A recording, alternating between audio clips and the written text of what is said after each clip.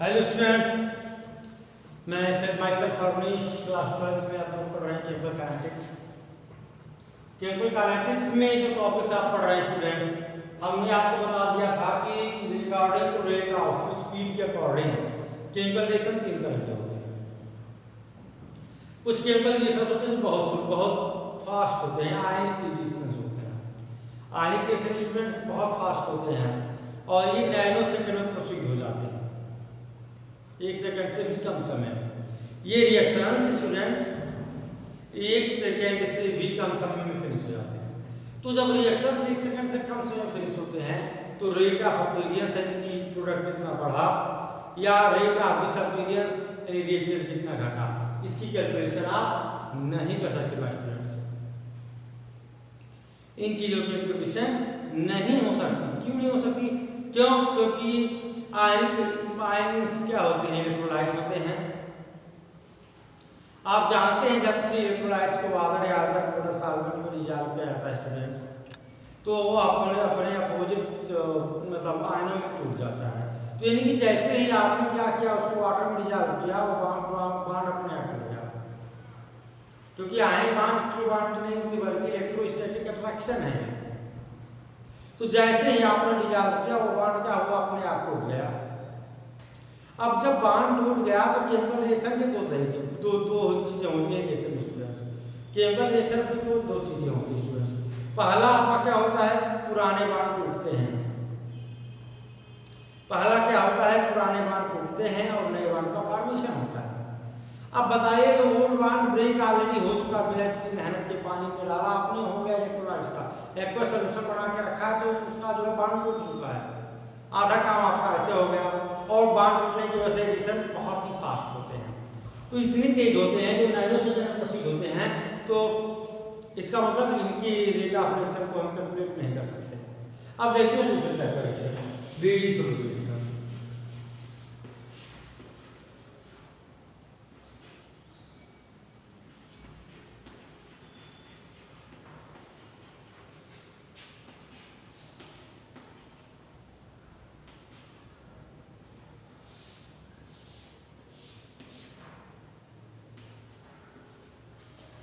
Students, हम पढ़ रहे हैं very slow chemical reaction.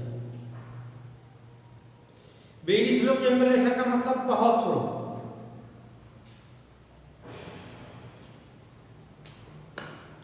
Very slow chemical reaction का मतलब बहुत स्लो स्टूडेंट्स, यानी कि इनके प्रोसीड होने में बहुत ज्यादा समय लगता है। जैसे रस्टी मापा है,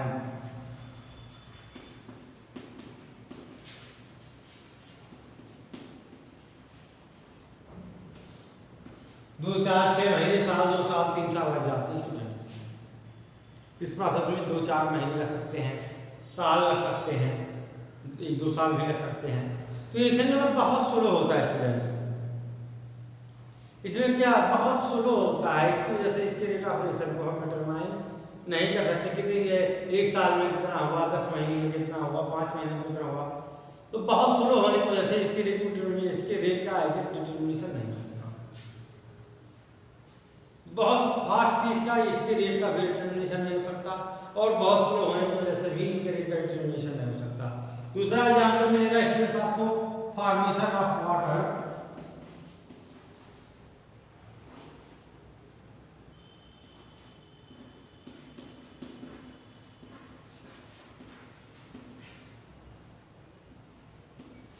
formation of water students, actual में आप जानते हैं एटमॉस्फेयर में H2 और O2 दोनों गैसें हैं,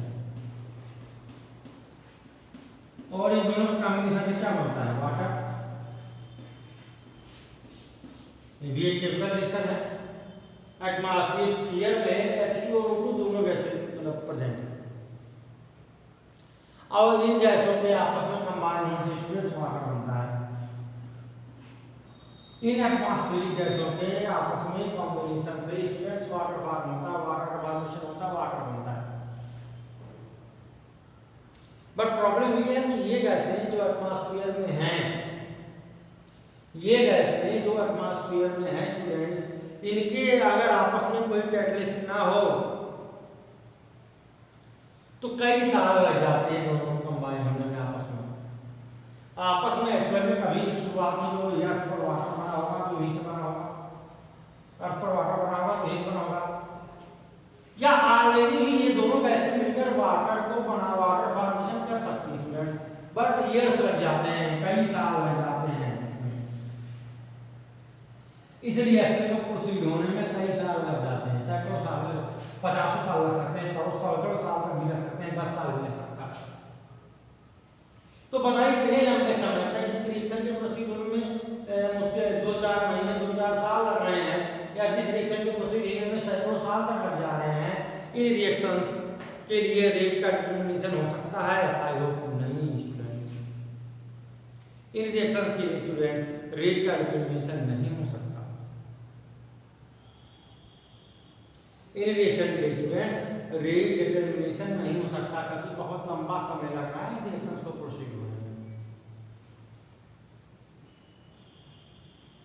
इतने लंबे समय तक हम डिटरमिनेशन नहीं कर सकते स्टूडेंट्स, इतने लंबे समय तक जो रिएक्शन इतना फास्ट प्रोसीड हो रहा है उसके लिए जो नैनो सेकंड में हो रहा था ऐसे आयनिक रिएक्शन उनके लिए भी नहीं कर पाएंगे हम, और जो सैकड़ों साल या 2-4 साल 2-4 महीने लगा है स्टूडेंट्स, इनके लिए भी डिटरमिनेशन नहीं हो सकता।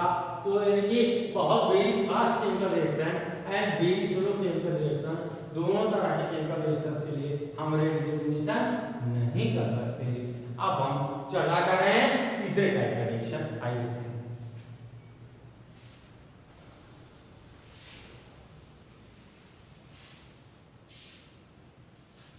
Moderate speed reaction.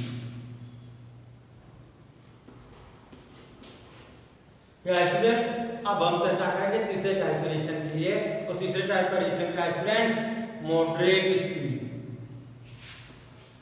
Moderate speed यानी हो गया rate reaction.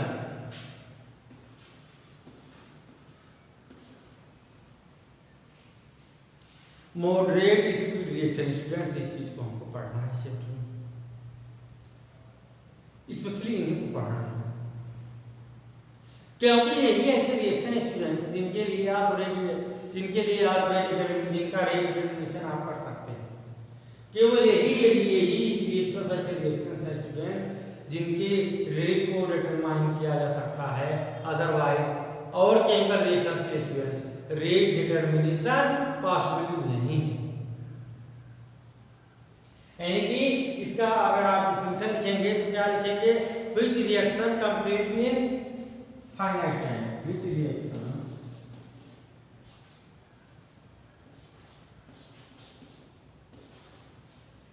Reaction complete in finite time.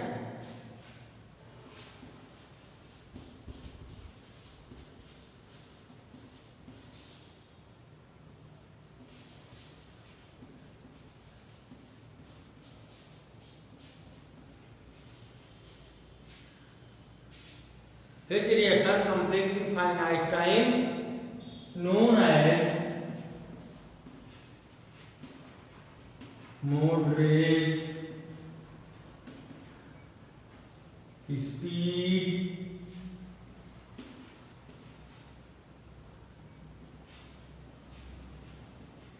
reaction।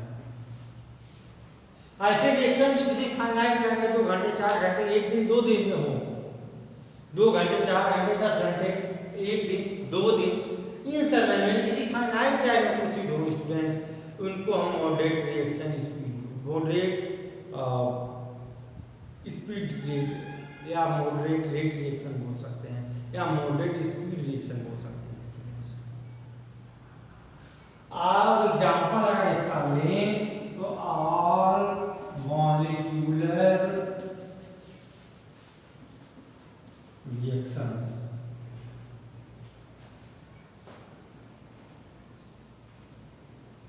All molecular reactions, जितने भी मॉलिक्यूलर रिएक्शन है स्टूडेंट्स, इनको हम क्या बोलते हैं? मॉडरेट स्पीड रिएक्शन होता है। जैसे कि एग्जांपल लेंगे आपने N2 plus CH2 gives 2NH3।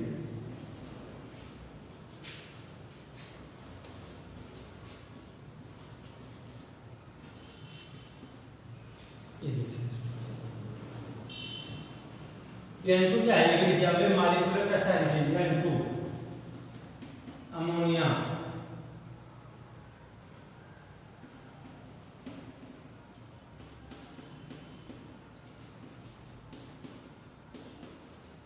इन दोनों मॉलिक्यूल बनाए अमोनिया वाला साइड और ये प्लस H2, ये मॉलिक्यूलर रिएक्शन है स्टूडेंट्स। और इनके मिलने से क्या बन रहा है, आप देख रहे हैं जब ये दोनों मिल रहे हैं तो फॉर्म हो रहा है कंपाउंड, वो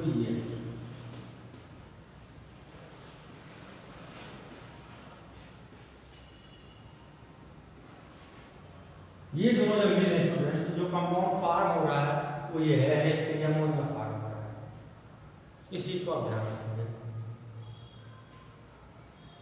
अब मॉलिक्यूलर रिएक्शन मॉडरेट स्पीड का होता है कि जितने मॉलिक्यूलर रिएक्शन है स्टूडेंट्स सभी मॉडरेट स्पीड के हैं और इन्हीं के लिए रेट का डिटरमिनेशन हो सकता है।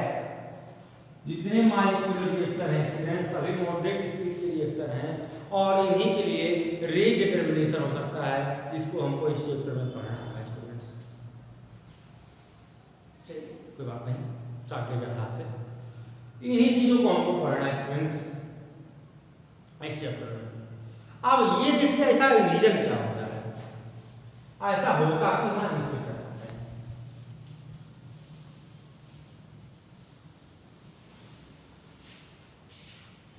ऐसा होने की वजह है स्टूडेंट्स कि मॉलिक्यूलर रिएक्शन में जो कंपाउंड होते हैं वो कोवैलेंट होते हैं। मॉलिक्यूलर रिएक्शन में जो रिएक्टेंट पार्टिसिपेट करते हैं या जो कंपाउंड होते हैं स्टूडेंट्स ये कोवैलेंट होते हैं। अब कोवैलेंट कंपाउंड के लिए क्या होता है, कोवैलेंट बॉन्ड होने के लिए यहाँ दोनों प्रोसेस होते हैं, बॉन्ड ब्रेकिंग होना जरूरी है।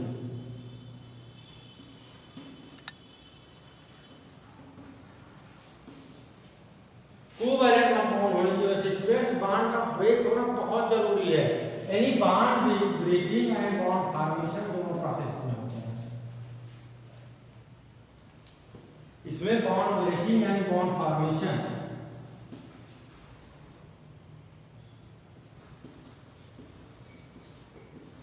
दोनों प्रोसेस होते हैं। इसी वजह से ये जो रिएक्शन है इसमें कुछ टाइम लगता है, ये रिएक्शन में कुछ टाइम लगता है, 2 घंटे 4 घंटे 1 दिन 2 दिन ऐसा टाइम रिएक्शन में लगता है। और मोस्टली जो ऑर्गेनिक कंपाउंड है उसकी रिएक्शन ऐसे ही होती है, जो ऑर्गेनिक कंपाउंड है उनकी रिएक्शन भी लगभग ऐसे ही होती है। अब इसी टाइम लगता है क्योंकि जैसे कोवैलेंट कंपाउंड है, कोवैलेंट बॉन्ड भरा हुआ है, उस बॉन्ड को तोड़ने में और दूसरे बॉन्ड के बनने में कुछ टाइम स्पेंड होता है स्टूडेंट्स, इसीलिए बहुत फास्ट नहीं होते। ठीक है, मॉलिक्यूलर रिएक्शन बहुत फास्ट नहीं होते और यही हम मॉडरेट स्पीड रिएक्शन जिनके लिए हम ROR यानी कि रेट ऑफ रिएक्शन को डिटरमाइन कर सकते हैं स्टूडेंट्स।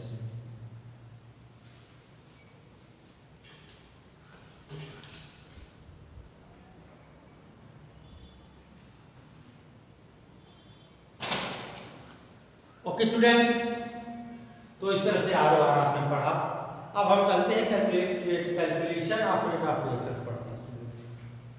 अब हम पढ़ते हैं calculation of rate of reaction.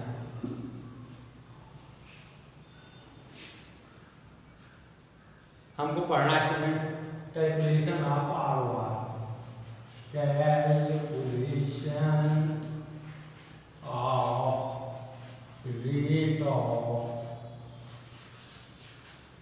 Reaction.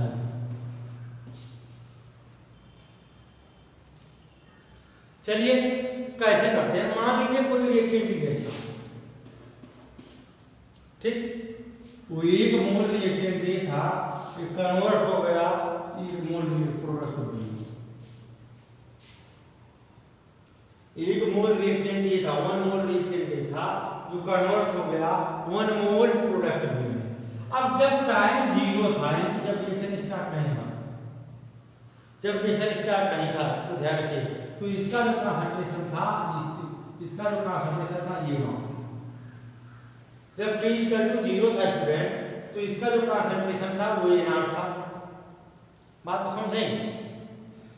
और ये कुछ भी नहीं बना हुआ था। समझ रहे हैं? जब इनिशियल टाइम था, शुरू में बोल रहा हूँ ताकि कुछ समझ में आए।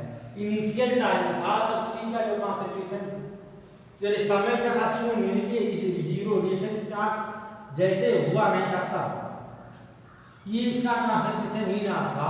और आप जानते हैं रिएक्शन स्टार्ट ही नहीं हुआ तो कितना कंपाउंड था, प्रोडक्ट कितना रहेगा। जब रिएक्शन स्टार्ट ही नहीं हुआ तो प्रोडक्ट कुछ नहीं बनेगा।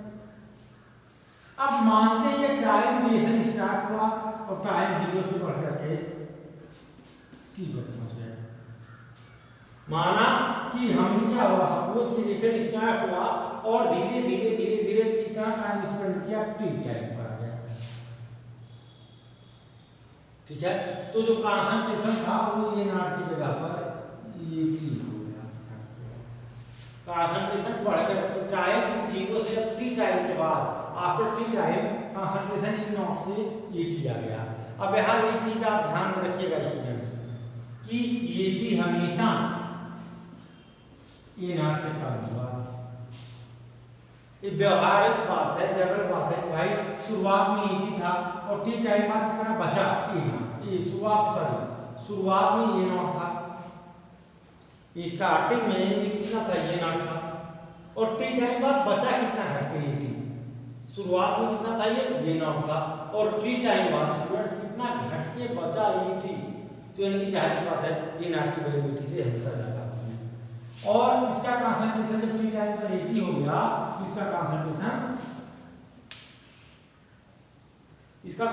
टी टाइम पर जब 80 हो गया स्टूडेंट्स तो इसका कंसंट्रेशन टी टाइम पर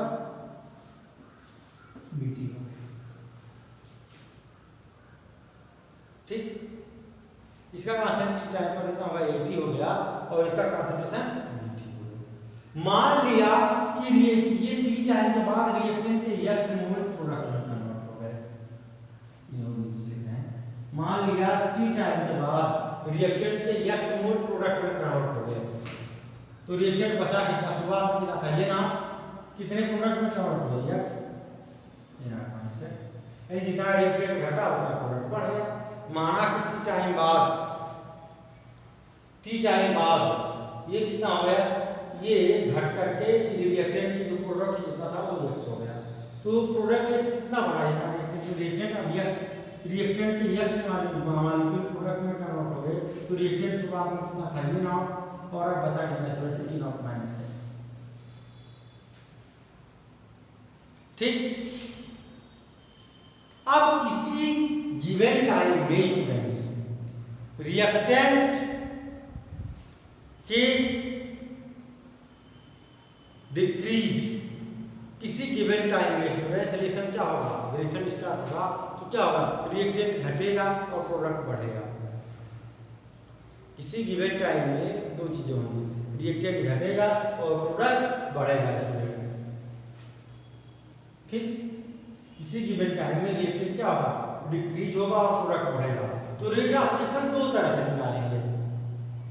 एक तो निकालेंगे rate of disappearance of reactant A, और दूसरे केस में लिखिएगा rate of appearance of product B.